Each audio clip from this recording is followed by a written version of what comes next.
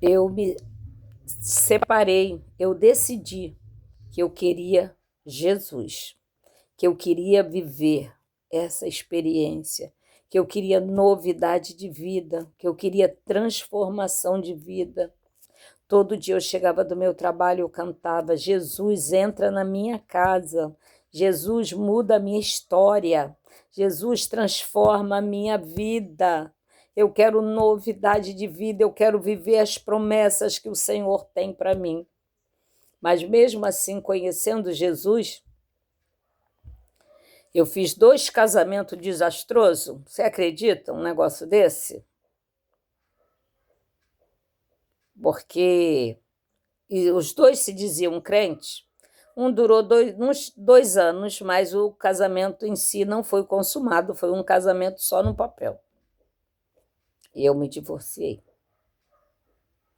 né? E o outro era crente já há 10 anos, eu conheci dentro da igreja, né? E se engraçou que, na verdade, eu tinha vontade, mas de ter um esposo, um companheiro. Mas o meu medo era tão grande quanto a minha vontade. Mas, né, eu sempre disse não, né? Todo mundo ficava, por quê? Ele toca, ele evita da casa do Senhor, né? Tem sua casa própria, é aposentado, vocês vão ter tranquilidade. Ele queria, e começou a ter um culto lá na casa dele, queria transformar, porque ele fez uma promessa para o Senhor que ia construir um templo, que ia administrar a igreja, não como esses pastores administram, que não sei o que lá, ppp. Mas só que ele conhecia a Bíblia só de ouvir, porque ele tinha dificuldade visual e ele não conseguia ler a Bíblia, né? Ah, consegue ler, mas não leu assim totalmente, não estudou, né? Não, e não foi discipulado. Enfim, né? Ainda continuo casada, mas desde o início, né, quando eu não o agradava, quando ele achava que não estava sendo agradado pela sua esposa, ele já falava de divórcio. E eu disse para ele: olha só, presta atenção, porque eu não me casei para me divorciar, tá? E não era mais criança, né? Mas, infelizmente, era um crente Raimundo, né? Não havia sido convertido pela palavra. Ele foi convencido, né? E Deus, assim, Deus até falou, né? Usou profetas e tal. Tanto que, de uma certa forma, assim, a gente tem que vigiar, porque há muitos falsos profetas no meio de nós. Assim como o joio cresce junto com o trigo. E quem arranca o trigo, quem colhe o trigo e quem colhe o joio, que faz a separação, é o Senhor, porque é tão semelhante, fala como crente, ora como crente, canta como crente, adora como crente, faz tudo como crente, se veste como crente, mas o coração, esse está longe do Senhor, longe, muito longe, a quilômetros de dentro. Pensas nas coisas do mundo. Temos que pensar, sim, nas coisas do mundo, mas com uma certa ética, né? Porque nós precisamos morar, né? Na formiga não cava ali, ó, e faz a casinha dela ali debaixo da terra. Os animais, né? O João de Barro faz sua casinha, né? Nós precisamos de uma morada, nós precisamos de vestimentas, nós precisamos de muitas coisas para nós estarmos bem.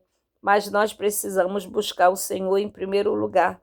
Muitas pessoas querem buscar os bens da terra, mas não querem buscar os bens espirituais, as bênçãos que o Senhor tem. E cada um de nós temos promessas do Senhor. O Senhor nos fez promessa. Quando nós o confessamos, quando ele escreveu nosso nome no livro da vida.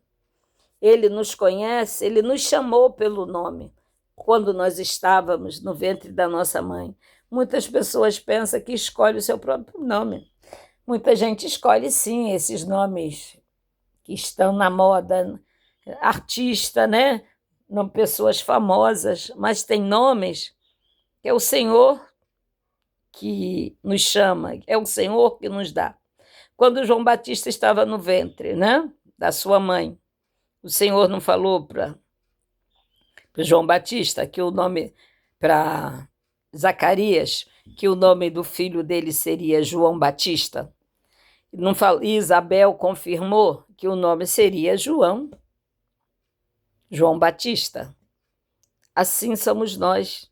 A gente pensa que somos nós que escolhemos, mas quem escolhe é Deus. Meu nome, Valdeci. Nome de homem, nome masculino e nome feminino. Aqui na Bíblia tem muitos nomes assim, parecidos, né? Que a gente pensa que é um nome de mulher, mas é um nome de um homem. Entendeu? É desse jeito. E nós temos que meditar na palavra do Senhor, com sinceridade, com integridade, nos despir diante do Senhor, né? Porque o Senhor está de olhos e ouvidos atentos à nossa palavra. E nós temos que vigiar a nossa boca, porque ele diz que a nossa boca é uma fonte de água. A nossa boca tem que ser uma fonte de água para matar a sede, para saciar a sede. O Senhor diz que nós somos o sal da terra. O sal da terra é ter uma palavra temperada, porque se for salgada vai estragar. Se for insossa não presta. Água saloba ninguém bebe, entendeu? Água alterada, né? Às vezes está muito salinizada, salgada, água do mar. Alguém consegue beber água do mar? Não. Saloba deve ser água insossa, entendeu? Que a gente não consegue beber, né? Às vezes a gente até bebe, né? Para o nosso organismo precisa de água, né? Nosso corpo. Mas não é uma água saudável, não é agradável de beber, não é?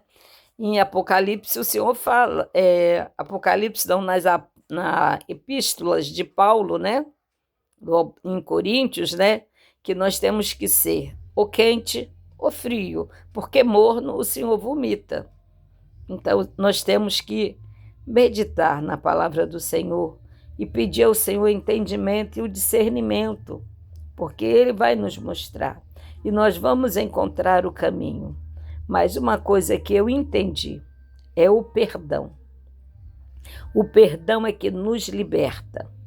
O perdão é que nos sara, porque tem muitos enfermos no hospital e é crente.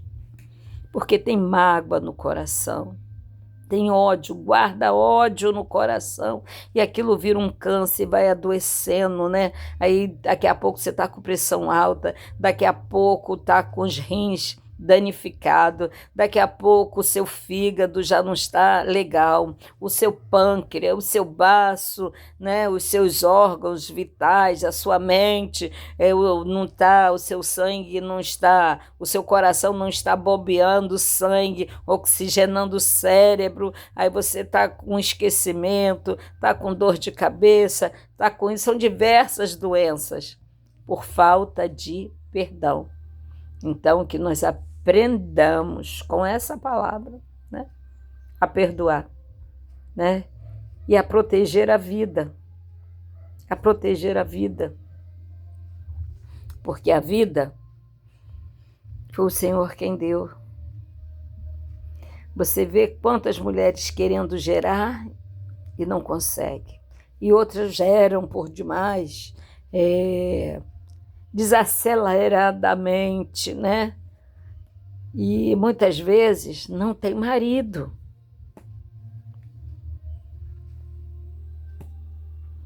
Aí, como diz, são filhos bastardos, né, no mundo, mas Deus não tem filhos bastardos. Todos nós somos filhos de Deus, todos nós temos um pai. Eu estava até lembrando, eu acordei com um louvor, né, que eu acho que a Ana Paula Valadão cantava: papai, meu paizinho, papai, papai, meu paizinho. Esse é o nosso pai, é o nosso Deus, o pai da nação, né, a qual ele dizia que a Abraão, que ele seria pai de nações, né? Mas quem criou, quem chamou, né? O Senhor, nosso Deus, ele é o nosso pai. Nós não somos órfãos. Todos nós temos um pai. E o nosso pai se chama Jesus Cristo. E quando você tiver, né? Você vê que testemunho lindo daquele menino do Bom Dia, aquele outro rapazinho que eu não sei o nome, que ele usa trança rastafari, o entendimento, como ele fala, né, o que ele explica a palavra de uma maneira que ele entendeu o evangelho, ele fala nas palavras dele, não fala exatamente o que está aqui em outras palavras, para que alcance mais pessoas. A cada um Deus dá um dom diferente, para que nós venhamos, né, a frutificar. Porque quando nós não conhecemos Jesus, nós somos como um zambuzeiro, um espinheiro, né? Uma árvore que ninguém toca, que ninguém consegue, mas o Senhor, ele viu graça em nós. O que ele faz? Ele nos pega, corta a vara, limpa, tira todos os espinhos e nos enxerta nele, na videira verdadeira. E aí, ele quer, o que ele espera de mim, de você, né? Que nós venhamos crescer, né? Quando a gente faz um enxerto, aí vem a primeira folhinha, a segunda, a terceira, vai crescendo, ali vai florescendo com o tempo e depois dá frutos. Assim a nossa caminhada com Deus, quando nós aceitamos a Jesus como nosso único Salvador da nossa vida. Mas cada um vai ter sua experiência com Deus no tempo certo, no momento certo. Eu glorifico ao Senhor e agradeço todos os dias pela família que Ele me deu. Eu não tenho marido, mas eu tenho filhos amados, filhos abençoados, né? Ele me deu uma família e eu sou grata ao Senhor, embora meu filho, né, já é adulto, né? Já constituiu a sua família também e ali eles estão, né, conhecendo, vivendo a palavra também, né? Estão crescendo dentro da palavra do Senhor, que coisa linda. Eu orei 8 anos pela conversão do meu filho, porque nós éramos católicos, a nossa raiz era católica. Eu frequentei o centro espírita, porque todo católico frequenta. Mesmo que vai no escondidinho, mas vai. Entendeu? Vai. Vai consultar uma cartomante, vai a um jogo de búzios, vai a uma sessão disso, uma sessão daquilo. Entendeu? Mas quando nós conhecemos Jesus, a nossa vida muda por completo, né? Graças a Deus, né? Que Deus continue abençoando, né? O meu filho, né? A família dele, a minha nora, né? No seu negócio, no seu propósito, né? Na sua ministração, o meu neto, o seu filho, o outro filho que ela tem, né? Que teve antes, né? E a sogra do meu filho também, que Deus venha abençoar essa família, que ela venha crescer e prosperar. Sinceramente, é isso que eu oro ao Senhor, né? Que Deus venha abençoar meu filho, o mais novo, que está comigo, né? Que tem autismo, tem TDAH, desenvolveu um quadro de esquizofrenia, porque ele foi trabalhar, né, nas fábricas e por causa dessa divergência, né,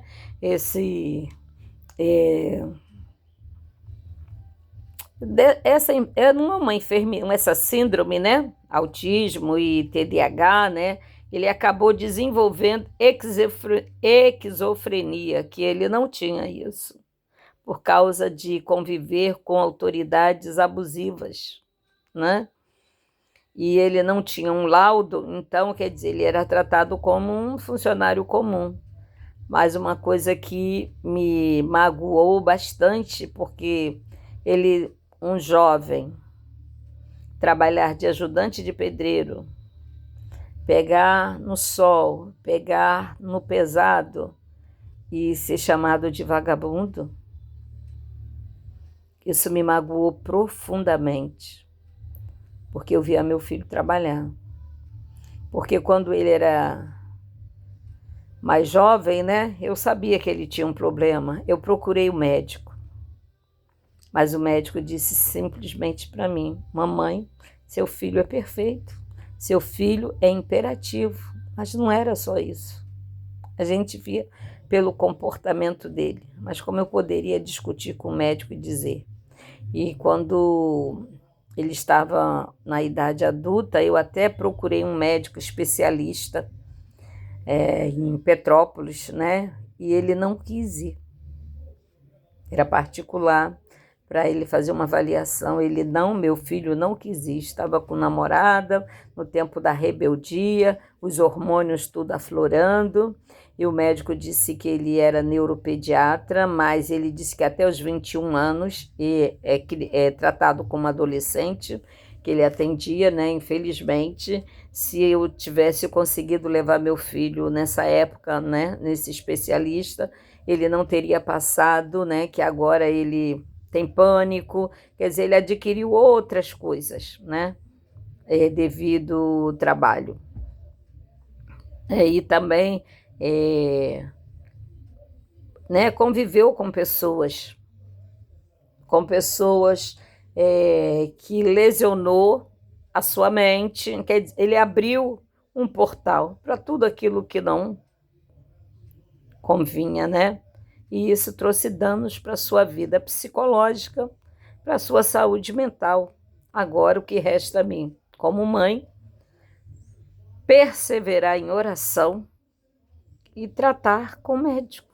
Simples assim.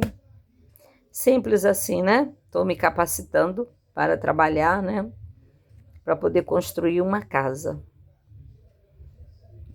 Uma casa para que eu possa sair do aluguel. Entendeu? E é isso. Que Jesus, né, que nós venhamos, né, entrar no querer, na vontade do Senhor, porque a vontade do Senhor, ela é boa, perfeita e agradável e não causa dano. Quando nós entendemos a palavra e entramos no querer do Senhor, a nossa vida muda de uma forma ou de outra, né? Tive que largar marido, tive que largar tudo, embora o casamento estava mal das pernas, capengando das pernas, né? Não estava nem de pé, né, para cuidar do meu filho. Porque o meu filho, eu pedi muito a Deus um filho. E Deus o escolheu.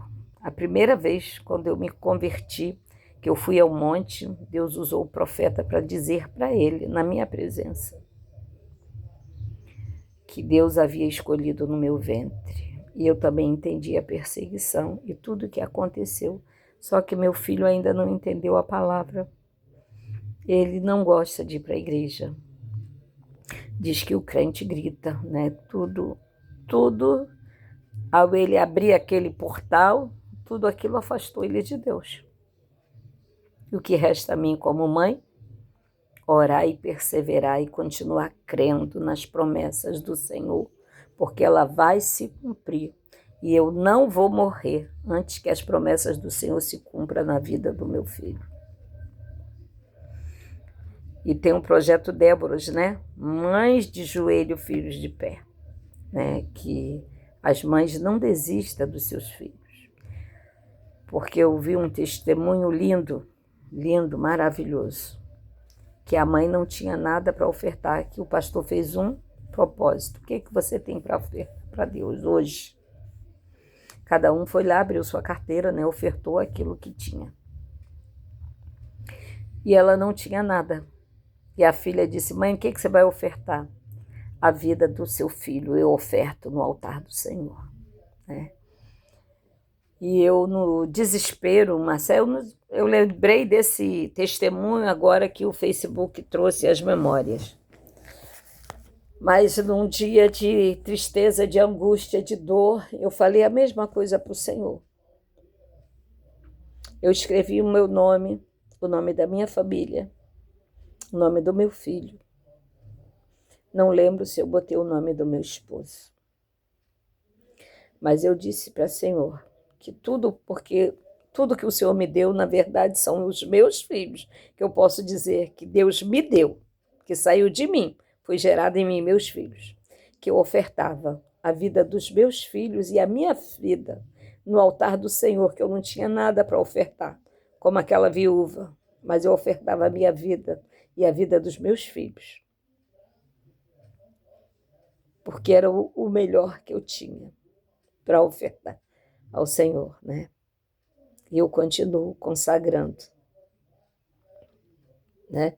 Graças a Deus, meu filho está trabalhando, está feliz, né? No seu casamento, com a sua esposa, com a sua família, que Deus continue abençoando, que ele permaneça, em nome de Jesus, né? E eu continuo aqui, ó, na minha batalha, na minha caminhada com Jesus. Estou estudando, estou me preparando. Tem um concurso aí, né, da Câmara Municipal, e vai ter um concurso da Prefeitura também, né? Eu vou me arriscar, né? Vou me lançar, porque eu tenho um projeto, e Deus abençoou o meu projeto. Deus me deu uma terra, e Ele abençoou essa terra. E eu creio em nome de Jesus, que nessa terra vai sair muitos frutos para a glória de Deus. E assim eu encerro a minha palavra aqui, clamando ao Senhor que Deus venha abençoar as famílias da terra, né? Amanhã é dia 1º de maio, onde se comemora o Dia do Trabalhador, a qual muitos trabalhadores, né, para ter esse dia, para ter seus direitos adquiridos, muitos morreram e continuam morrendo, né, porque eles continuam lutando, né?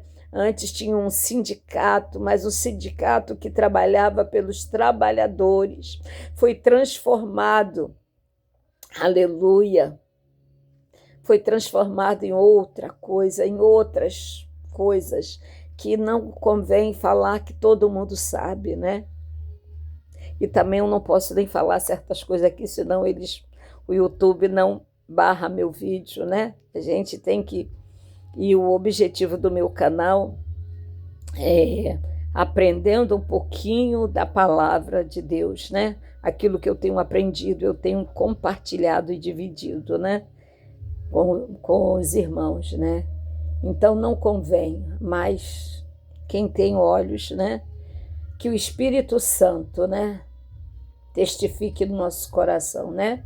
E que nós possamos ouvir o que diz a palavra do Senhor Jesus, né? Que o Espírito, ouça o que o Espírito fala à igreja, ouça o que o Espírito fala conosco através desta palavra. Amém? Que os irmãos possam entender e possam buscar em primeiro lugar os reinos dos céus e a sua justiça, porque as demais coisas sim o acrescentarão. Que Deus venha abençoar a vida dos nossos irmãos, venha abençoar a nossa nação, as autoridades constituídas, porque aqui, olha, vou ler só um trechinho aqui para os amados, que é o Salmo 24.